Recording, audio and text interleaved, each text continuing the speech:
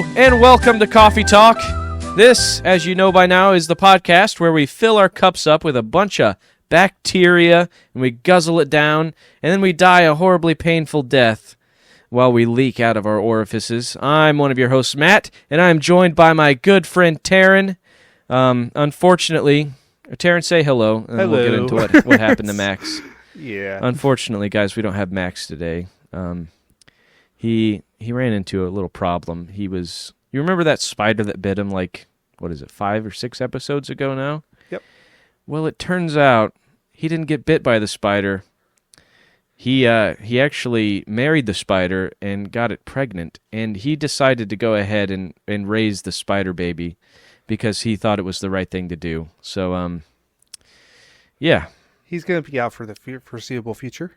Yeah. He's busy raising his little spider baby, and congratulations, Max, for your little spider baby. Baby, we're proud of you. Please come back. We miss Taryn, you so very much. We miss you, Taryn. How are you? How was your week since the last we recorded? Pretty good. Busy as hell. I'm not gonna lie. It's just been one thing after another. Also, this is Christmas week, guys. Happy Christmas for everybody. Oh, yeah, that's right. This is when it'll come out. Happy Christmas. Merry Christmas. Yep. Is it Christmas week? I believe so. Hold on a minute. I think Christmas week is the next episode, right? Because this one. Oh, you're right. You're right. My bad. We can cut that. Either way, no, keep it in. Happy right. Christmas. We're gonna keep the theme of Christmas going here, as you know. Christmas. Bad, people die on Christmas. It's okay. And speaking of death, we're going to be talking about a lot of it: sickness and death, murderers, and things that happen that are. It is bad. getting that time of the year where the flu is going around and sickness is spreading. Yeah, so just hug your grandparents, give them a little kiss on the cheek. Make sure you give them a blanket. And if this sort of stuff upsets you, just give them a blanket. Not a smallpox blanket, just a regular blanket. If any of this upsets you, though, feel free to just leave a rude comment, and we'll get back to you on that. All right, Taryn, you're the one who did all the research this week because, like you, I was also busy as hell. Yep. And I didn't have much time to that's okay. Look things up. So let's get started. Tell us what we're going to be learning about. 2, ready, go. What's the news? Hey, is there something new? What's the news? Say what you want to say.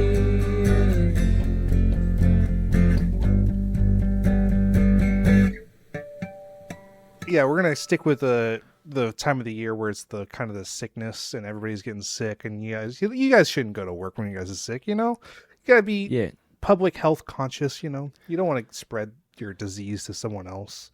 My mom used to call this time of year. Well, yeah, this time of year, like the weather outside, she would call it pneumonia weather. Oh, I don't know if if your parents ever did that. They would be like, you better wear a jacket out there. It's pneumonia weather. Not pneumonia weather, no. But they would say just put a jacket or you're gonna get sick. Yeah. So. Yeah. No, my mom was always worried about pneumonia. Mm-hmm. All right. So I got a bunch of stories here, 4 exact. We're going to start it off with cholera and the ghost map. So I looked a little bit at this. I couldn't find specifically what this was when you told me about it. Yep. I'm very interested to know what this is about. Okay, it's about a doctor and the tracking of cholera, but we'll get into it. Okay. So it's how one doctor solved a deadly mystery with a pencil, a map, and a stubborn belief that everyone else was wrong. Okay, I know what this is. Never mind. Keep going. Yeah, okay. I think I know what this is. I hope I know what it is. Go ahead. This wasn't in the winter. This was actually in the summer of 1854. But it's still keeping on the theme of just sickness. We're gonna stick with this. Mm-hmm. London City was built on top of itself, on top of its own filth. The Thames River, it's spelled Thames, was basically an open sewer. The streets reeked and the city water system was a patchwork of pipes that often carried more sewage than drinking water. God, it makes me hungry just thinking about it. Oh. Got to take a cup of Joe about that one, right? Yeah, get a good muddy sip. Yep. Uh-huh. So when cholera returned, a disease that could kill a completely healthy person within hours, people panicked.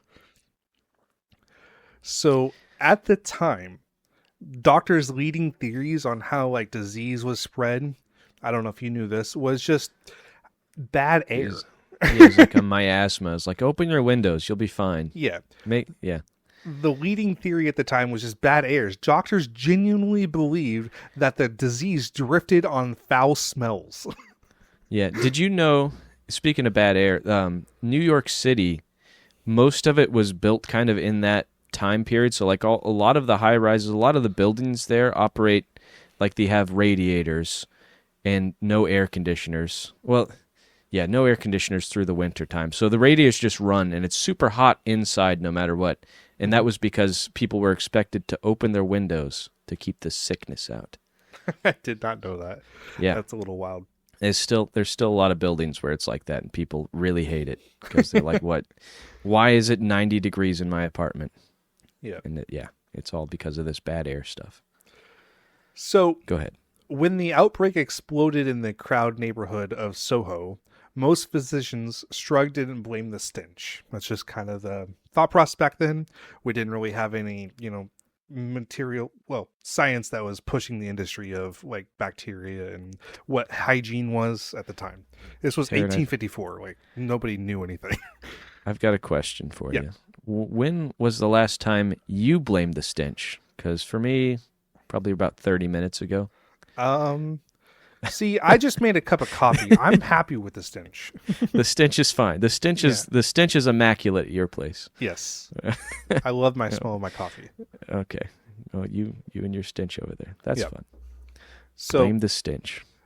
Dr. John Snow wasn't buying it. He noticed a pattern. People who lived near the Broad Street pump were getting sick at terrifying rates. Snow went door to door interviewing families. What he uncovered was something terrifying. Nearly every household suffering from cholera drew their daily water from the same pump. Even people that lived far from it, like a woman who lived 2 miles away, had relatives in Soho bringing her bottles of Broad Street water because she preferred the taste. God damn. They're like, this water doesn't taste like shit enough. Go get the good shit water, please. Are you serious? Yes. She died with cholera within days. Oh, Jesus. This doesn't taste like cholera. I need the cholera water, please. Oh, my God. I didn't. Yeah. That's awesome. So I thought it was quite funny. Uh-huh.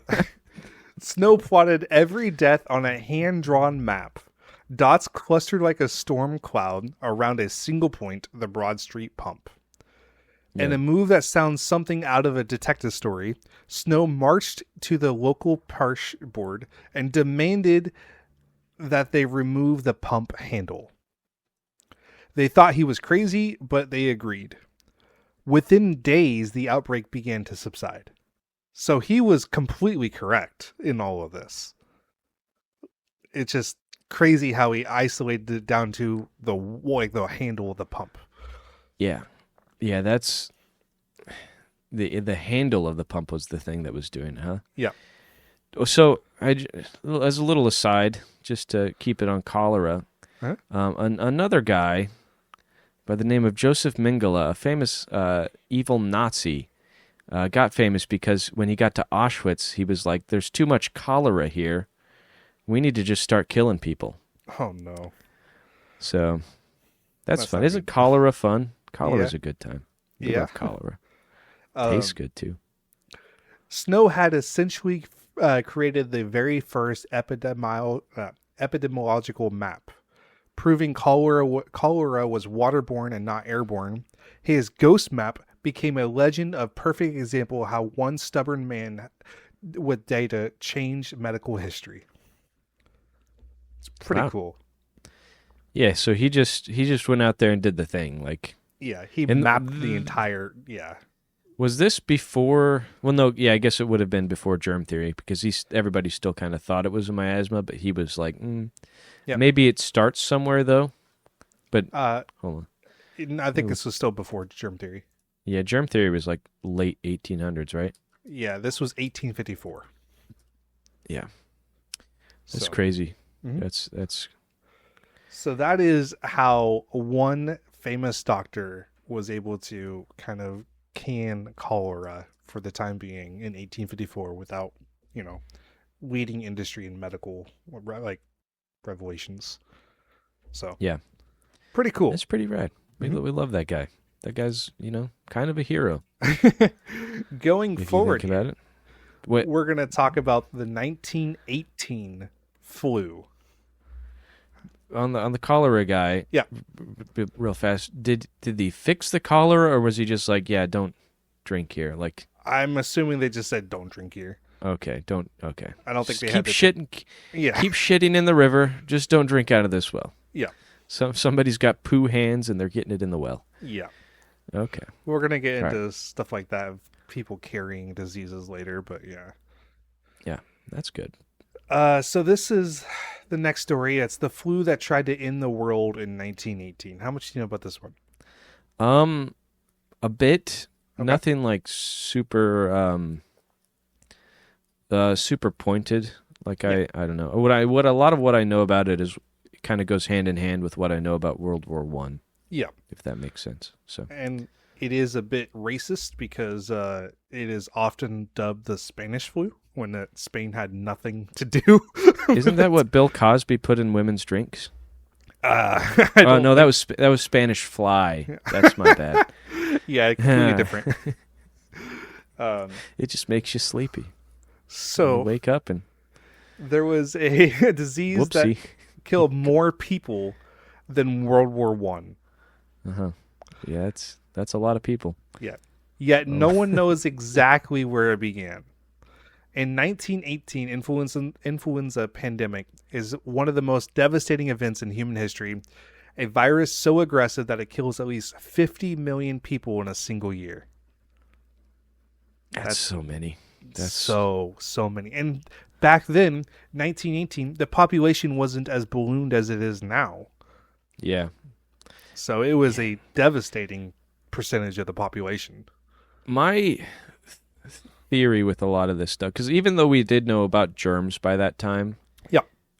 people just weren't very clean. Like, They I don't think people started washing their like doctors washed their hands until like the 30s or something. Yeah. It might have been. It was like they would just go in there and rip a baby out of a woman, and then Yeah. the woman would die because of some gunk on the dude's hands. Didn't we have a president that had surgery that they didn't know what sanitation was, and then he died because the scalpel infected? There's so many That stories. sounds. Yeah, I mean, that sounds really. I think that was like every surgery. You got Yeah. really lucky. You got really lucky if that didn't happen. Yeah. If you just yeah. Keep going though. Keep talking. Okay. So it's what makes this unsettling is how literally we understand its true origin. Despite the name, the flu did not originate in Spain. Spain was neutral during World War One. People often forget that. Yeah. So the newspapers were free to report on the outbreak, which made it look like Spain was the source. Yeah, they were the ones that were talking about it while everybody else was talking about all the blunders and things Yeah. that were happening. Yeah. Spain is just the only country telling the truth. Yeah. Yeah. Yeah. Theories there was about probably. Oh, Go ahead. So, Oh. I was going to say there was probably also like a, what's the word? Like not an embargo, but just like Spain was probably distributing their newspapers to both sides, whereas both sides, like Germany wasn't giving their newspapers to France. You know what I mean? they were just neutral. Yeah, they could Yeah, just yeah. Everybody had a Spanish newspaper, but not everybody had. German the or other- yeah. Yep. So theories about the flu's origin range widely. Some say a military base in Kansas where young soldiers suddenly fell ill in March 1918. There is a remote province in North China where an unusual respiratory illness had been reported earlier that winter. a British camp in France where thousands of soldiers live with disease-ridden trenches. So we don't know exactly the origin, but I don't think it was Spain.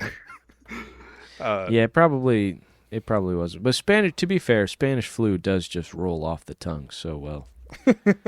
Like, got that Spanish flu, man. Oh. Yep. Wherever it started, the virus had a terrifying trick. It mutated. The second wave became so lethal that victims turned blue from lack of oxygen. Ooh. Some died within 24 hours of showing symptoms. That is incredibly fast. Have you ever read Stephen King's book, The Stand? No, I have not. It's about a super flu that is like man-made, but that sounds very familiar as to how it killed people. Like it would swell people's necks up and stuff, and they would just like choke to death on their own mucus, and it was bad. Not a fun time. 1 second. That sounds really familiar. Okay, yeah, it sounds horrifying. Yeah, it was bad, as you could say. Yeah. Unlike most flu strains, which targeted the very young and very old, in 1918, flu was the deadliest to healthy adults in their 20s and 30s. So, our age gap. Nice. Got to get rid of the young, healthy kids. Yeah. I was going to say, audience members, as a fun fact, if you want to take a field trip, go to your town's local cemetery, and you'll probably find like mass graves because of this flu. Yes. It's fun. It's a good time. You just look. There's not even names a lot of the times. It's just like people, all in a row. Yeah. Continue. The strong immune systems reacted so violently that their lungs filled with a fluid deadly concoction called cytokine storm. I don't know if you know what cytokine is. No idea. I'm guessing it's kind of like a pneumonia. I'm not It's a like medical profession, but it's delicious pneumonia fluid. Yeah. Gonna drink that, get sick. Tasty. World War I, keep in mind, this is like prime World War I time, only made things worse. Soldiers were packed into trains, shipped and then in muddy trenches, and cramped barracks basically made the perfect viral launch pads. So the living conditions for the troops during the wartime is what made it so disastrous. Because of how fast they were moving across the country. Think of like intercontinental like troops going from one continent to the other, just pushing the front lines. It's just a way to spread a disease so much faster than what it normally would. Right, and they're just going out there and dying too, in that they can just fester and spread and mutate. Yeah, there's no antibodies to kill anything that in a corpse. It just spreads, and mutates. Yeah, that's scary. It's very scary and harrowing. By the end of 1919, the flu had infected 1/3 of the planet. My word. And then, mysteriously, it faded. The virus mutated again, becoming less deadly, and even blended into the seasonal flu strains as we see it today. Well, that's nice. I don't know why, because you wouldn't think it would get less lethal. Because if you want to thrive, there must be some type of like limit in a like bacteria population or something where after a certain point then it can't sustain itself. I don't know. I'm just kind of spitballing an idea, but I think you're right about that. Like it kind of hits a wall and then it might kill too fast. Like that was something population control kind of. Yeah, that was something they said kind of about the bubonic plague, was like a lot of times the one that hits isn't like the super like dead in like 4 days ones. I mean, you still die from it, but it's a little bit slower. Like the worst one is the blood infection, but it doesn't typically come up. Or if that one comes up, the plague kind of burns out fast. Is what I'm gonna say. Like it shows up, and that's not the one that infects like a third and kills a third of Europe. That's the one that might take out a town but then it burns out. Yeah. So maybe that's what happened. Like it just killed so many people that, the one that was less deadly survived. It's crazy that a third of the world was infected. That is, that the numbers of that is so gigantic. I wonder how many that is compared to like COVID. I don't know. Yeah. I'm assuming we probably have higher COVID numbers now, but yeah, but we also have like 7 billion more people now. That is true too. Yeah. I don't know.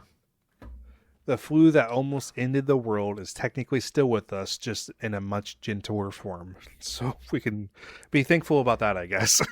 It's waiting in the shadows like Max's spider baby, waiting to jump out and mutate again. Yeah. Jump on our faces, clog our throats up. Yeah. Maybe. That happened. Yeah. I wonder what I don't know, diseases spiders carry. I don't really know. Off the top of my head. I don't know. Yeah, I don't know. That's a good. Do spiders carry disease? I know they carry nematodes sometimes, but that's more for them. That's a them thing. I mean, besides turning you into Spider-Man. I mean, we all know that. We all know that story. If you raise a spider on the Bikini Atoll, you will turn into Spider-Man. Yes. Confirmed. So, I don't know how to segue to this, but it's a rough segue. Speaking of spiders. The dancing plague of 1518. Speaking of spiders, here's nothing about spiders. Yeah, that was a hard segue. This has nothing to do with spiders, and this is a different type of plague, not necessarily the sickness plague, but people still died, and it's kind of an odd story. I don't think a lot of people actually really know about this story. It's a fun one. This is the ones that if you go down a rabbit hole, sometimes you'll get to like a YouTube video, or you used to be able to get to a YouTube video. I don't know if you still can. Where you're just like, oh, crazy plagues, and then there'll be one where it's some British guy, sounds like he's speaking at like the depths of hell or something, and he's like, the dancing plague, I don't, but he's British, whatever. So, it's your turn now, Taryn. You can be the British guy. So this is the summer when people literally dance themselves to death. In July 1518, the streets of Strasbourg were struck by one of the strangest events in history. It began with a woman named Frey Trophia, who walked into the streets and began to dance. Not joyfully, not socially, but compulsively. Day after day, she danced until her feet bled. Neighbors tried loose, foot loose, kick off yourself. Neighbors tried to restrain her, but she fought them off and kept dancing. And then something even stranger happened. People started joining in with her. So you can see the origin here of like it's becoming more contagious, I guess, which is a weird thing. Everybody's just all fabulous in town. Yeah, dancing. This is what the Republicans are talking about when they're worried about trans people, I think. They're like, everybody's just going to start dancing. Oh, God. Within a week, dozens of citizens were dancing uncontrollably. They could not stop. Their bodies jerked and convulsed. Some passed out from exhaustion. Others collapsed and died from strokes, heart attacks, or sheer physical breakdown. So that is a crazy amount of dancing when your body just cannot physically do it and it just drops dead. Dude, I bet I was going to make a Bach joke, but I think he was in the 1700s. So I was going to say I bet Bach really wrote like a new symphony and just they were inspired by Yeah. Definitely. I don't think so. I don't think that happened though. Dun, do you know what dun, happened? Dun. Sorry. Sorry, I threw you off. What were you about to say? No, I was just asking. Do you know what happened? I don't know what happened. I've always heard about this, and I've never come to the conclusion or found the conclusion. So the local authorities were baffled, and in true 1500s fashion, they made the worst possible decision. Can you guess what it is? Witches? No. Okay. the I don't know. I don't know what did they say? They tried to encourage the dancers, Oh, believing the only cure was to let them dance out the sickness. oh, they just pulled up a bar and they were like, "You got to play for these guys." Like They there's actually something- hired musicians and built a Oh, stage. no. They built a stage. Yeah. They built it. Needless to say, the death toll rose.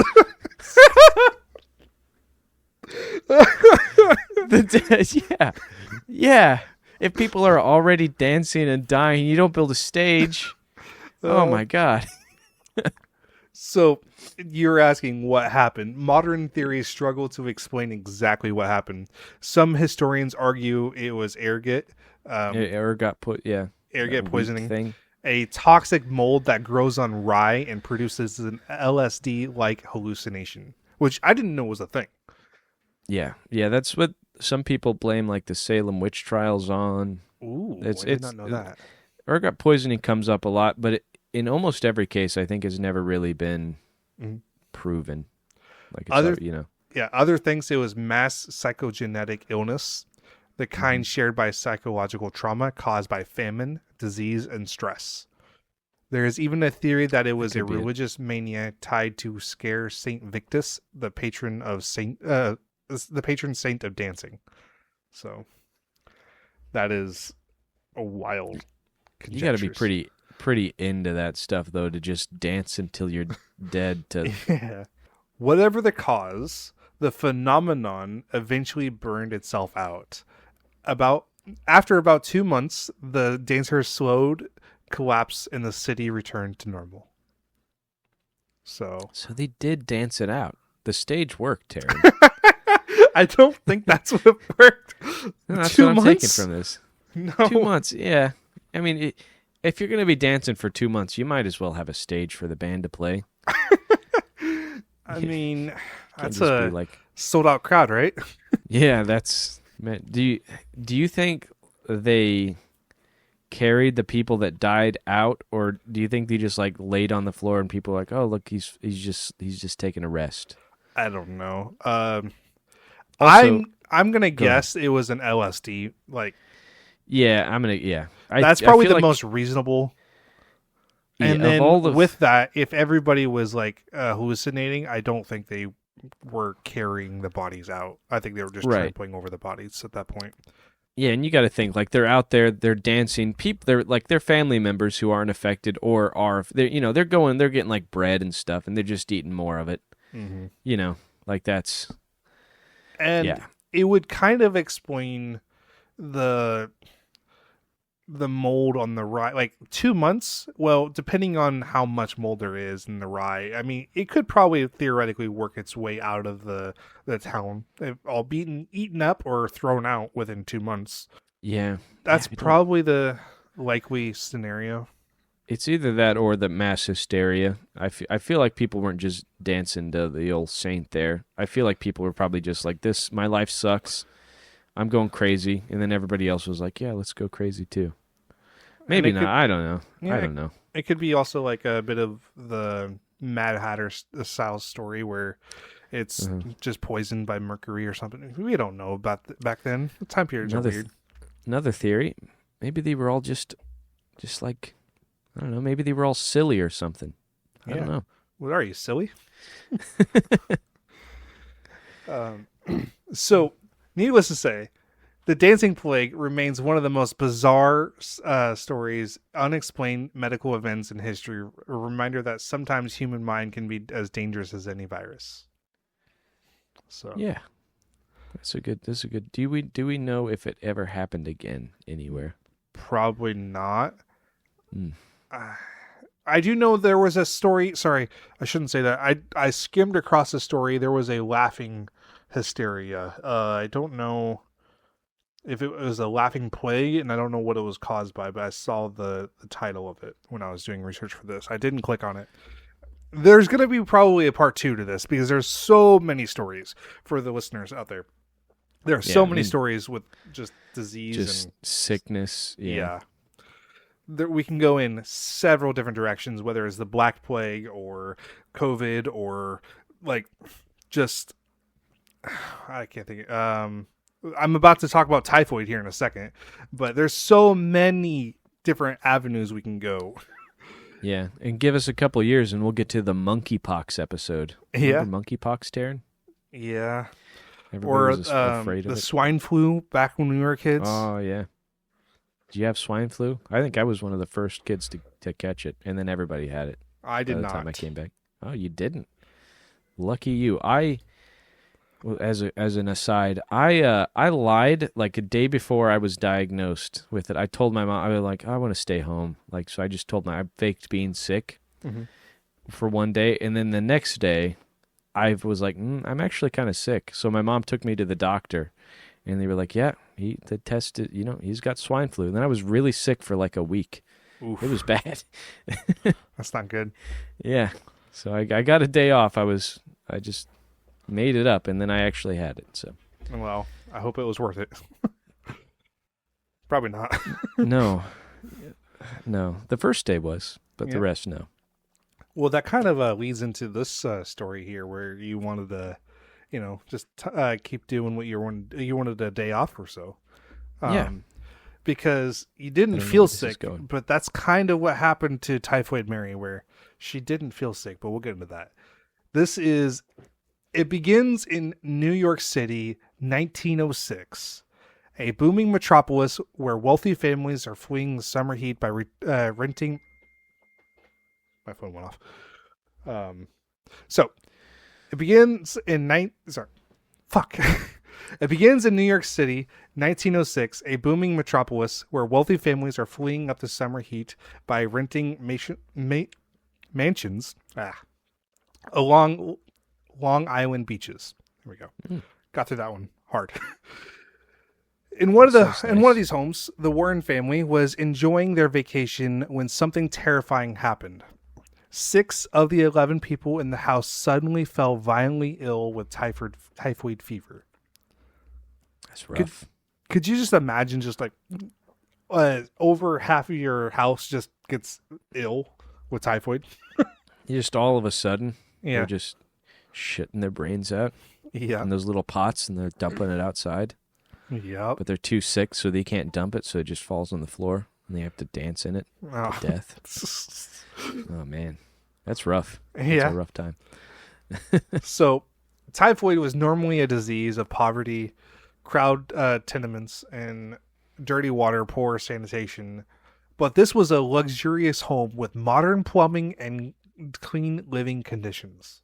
So it didn't make sense as to how this was happening. Unless someone had brought the disease with them. That's like the only way it could have made it into, the wealthy family.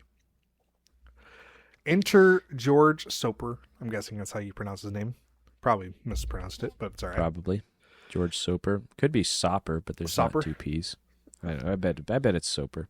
A sanitation engineer and part-time medical detective.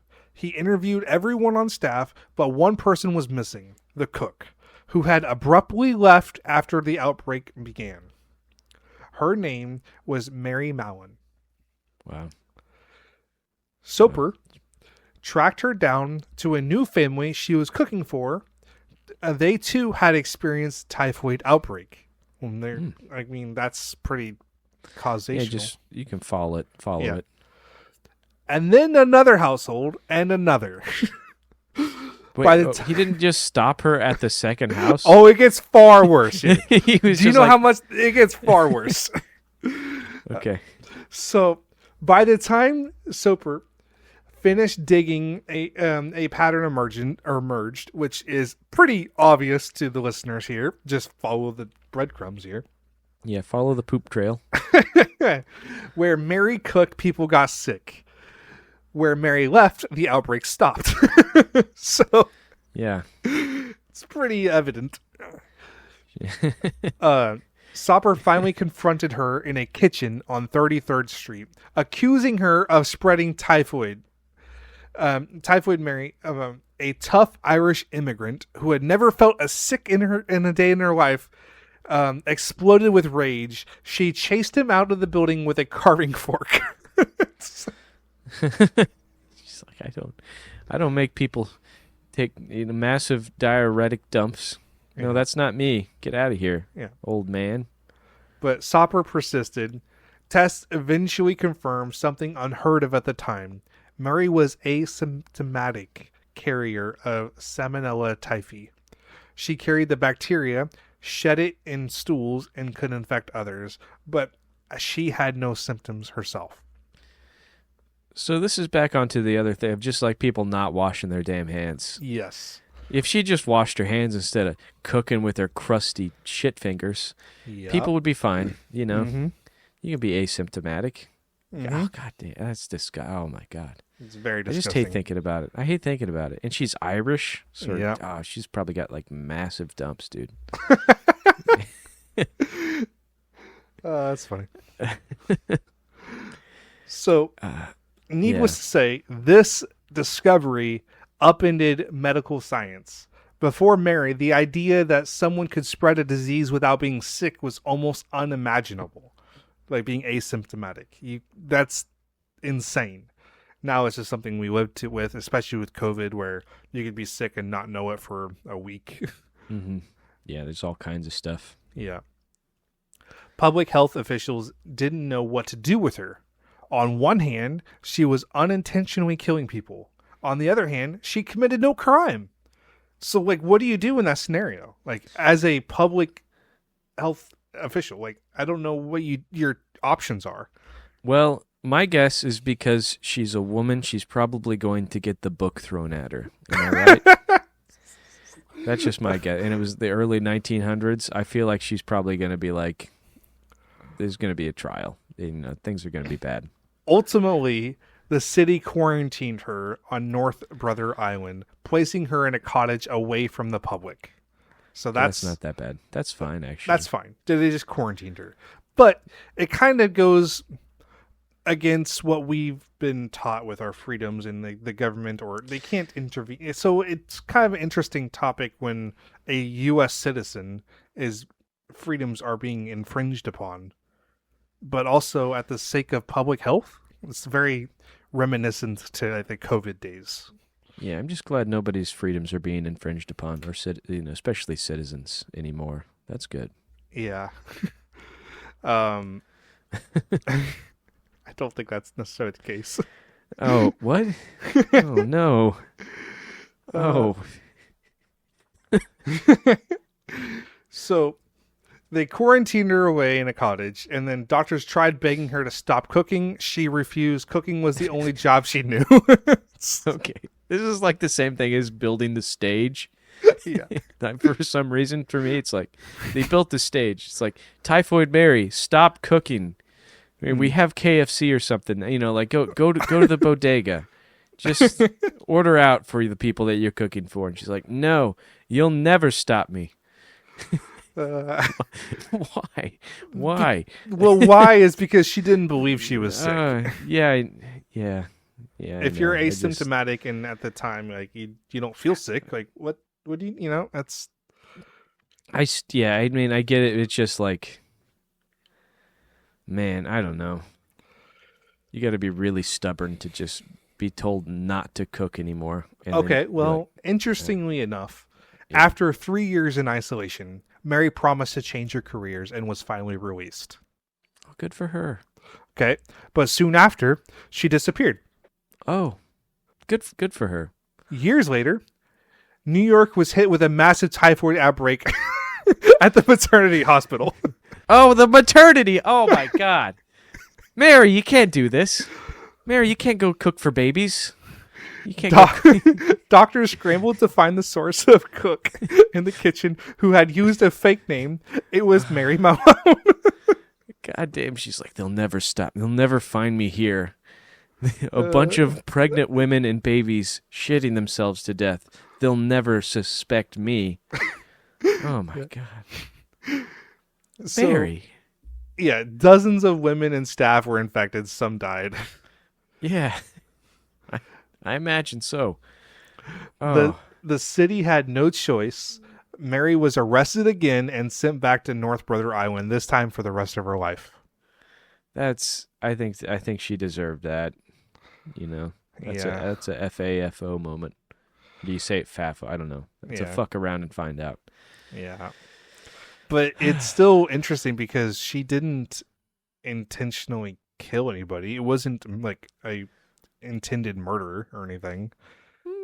But I mean, I'm sure she didn't do it with the intent to kill, but like when you're being told, hey, I feel like everywhere, negligence is a pretty big one. Everywhere you go, people get typhoid fever because of your horrible shits.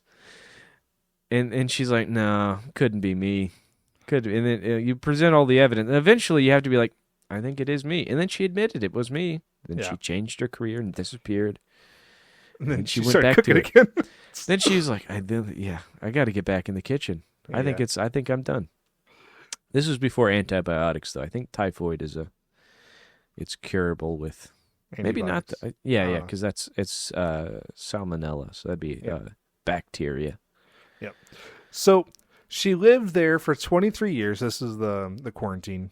Mm-hmm. Working in the island's laboratory, preparing medical specimens, and occasionally giving interviews in which she insisted she had never done anything wrong. Huh. When she died in 1938, Mary Malone left behind a complicated legacy. Was she a villain, reckless spreading disease, a victim of science, punished for something she never understood, or a tragic symbol of a medical era in transition? But I don't know. What do you think, Taryn? What do you think she lies on this? So it's a very interesting one.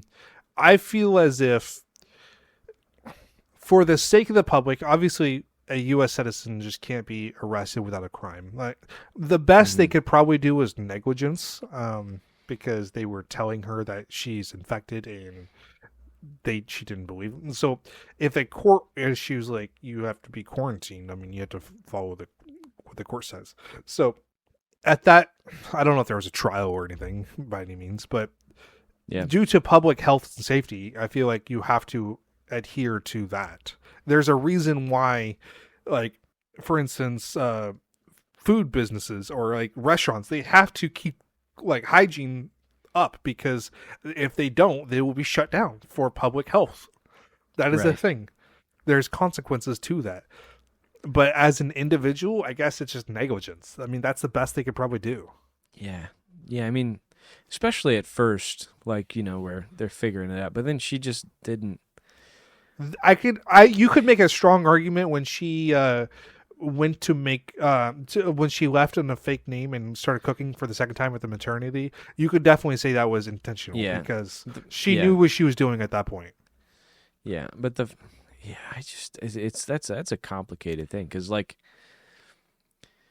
I mean, I guess people just didn't know as much, but that wasn't like a time where people are still discovering things. I guess they were kind of learning about. Yeah, that was when she died. So yeah, well, I mean, like all the way up until from when it started to then, like people were kind of discovering what germs were, figuring that out. Yeah.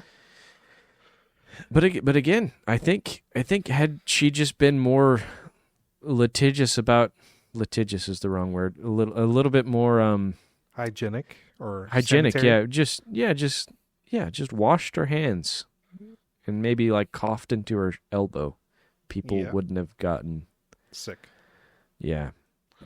And if she lived for like another 6 or 7 years, maybe would have got some antibiotics. True. I don't know. And then she could have cooked. Yeah, then she could have cooked. Then she would have been fine. Then she would have been free to cook as much as she wants. Live her best life. Yeah. Yeah. Then she could cook for the Miss Career. Yeah. Oh, man. God, it's just, I don't know. It's just I feel bad for her because she couldn't do anything about it. Yep. But still, the thought of just eating somebody's poopy food. Yep. History remembers her as Typhoid Mary, the world's most famous asymptomatic carrier of the and the woman who taught us that sick aren't always the ones who look sick. Well, you got that right for sure. Yep. I mean, she She did not look bad in all the drawings I've seen of her. So, I did not look up any photos of her. I stuck strictly to articles, no photos. I didn't want those images being. Yeah, she just looks like a regular girl, I guess. You know, that's kind of fun. What do you think? What do you think the public health officials should have done? I mean, if they knew what we know now, it would have been just like, hey, everybody, wash your hands. But at the time, yeah. What they should have done at the time, let's see. I mean, I think they started doing the right thing and like tracking her down. I don't know if they should have quarantined her per se. I just don't. What other outcome is there, though? Yeah, that's right. Because there isn't another outcome. Like, you have to get her off the streets. Yeah, you know what? Quarantine her. Like, you know what? Since she's the only one of like these people that are.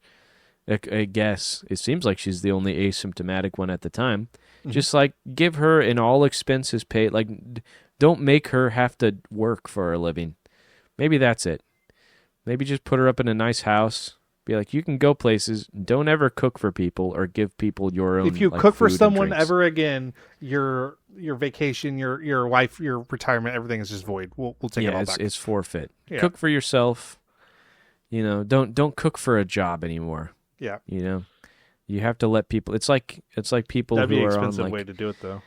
Like a sex offenders registry. She has to knock on everybody's door and be like, "Hey, I'm Typhoid Mary," just so you know. Oh no! Do something like that. I don't know. But even then, like, it's because I keep going back to obviously the freedom argument where she didn't do anything wrong up until I would say she deceived, where she disappeared. She promised that she'll never cook again, then she disappeared and cooked for maternity. Right. That was the point when I think she did something actually wrong. Cooking for other people, I mean, that's just like a nice thing to do. And she didn't know until she was told, and she continued to do it. Well, that's just reckless. And then when she was being deceptive, that's when I draw the line. Right. Yeah, that's where, because like you said, that's the second one. That's the bad one. The first time, maybe she doesn't know or she's kind of ignorant about it. You just leave Typhoid Mary. You go to the city. You find work on Broadway. Have others cook for you. Like, enjoy the food. Yeah, get somebody to cook for. I mean, maybe she doesn't have that much money. I guess I don't know. Yeah, but just don't cook for other people. Get a job at like a hotel changing bed sheets. Maybe that's bad too, though. Maybe that would be worse. I don't know. Some pink eye then. Yeah. That's another thing we didn't talk about. Your eyeball just starts defecating because of a maid who doesn't, know sanitary. Yep. Really though, that's. Ladies and gentlemen, wash your hands. Please wash your hands. For Christ's sake. Yes. You save everybody a lot of times. Most people wouldn't have gotten the plague if they just washed their hands. That is very true. People just didn't take baths. Yeah. Cleanliness. That's also, all it takes. We could talk about city design. I was talking to, I think it was Max a couple weeks ago. We were talking about Seattle, where if you didn't know, Seattle is actually built upon its old city, and the reason why was because there was a massive flood, and they just built upward, and it was very common for people on the second floor just to drop their stools onto the street, and just it was a very unhygienic scene. Yeah, that was like everywhere for a long time. Yeah. It was people just throwing their bedpans out of the window. Yeah. It was horses, because there were still horses at Typhoid Mary's time running around New York. That's. I mean, just everywhere. That was like the primary mode of transport. 1938 was when she died. So yeah, it was the Model T was when, like 15, something like that. I don't know. Yeah, it was early 1900s. It might have been like 1911 or 12, but and there were some cars before. But it still hadn't caught on by the first time she came around. Like it wasn't ubiquitous. Yep. Yeah. But it was definitely an unhygienic world and very unsanitary when you just drop from the second floor onto the street. Aside from the mutated Spanish flu, which I think even that probably would have been helped if more people washed their hands. But like that was just uncannily deadly, like the mutation it was. Yeah. So even, you can wash your hands. Sometimes you just get unlucky, and that might screw you because you can't wash your blood. That is true. And that's why like bloodborne pathogens are so dangerous.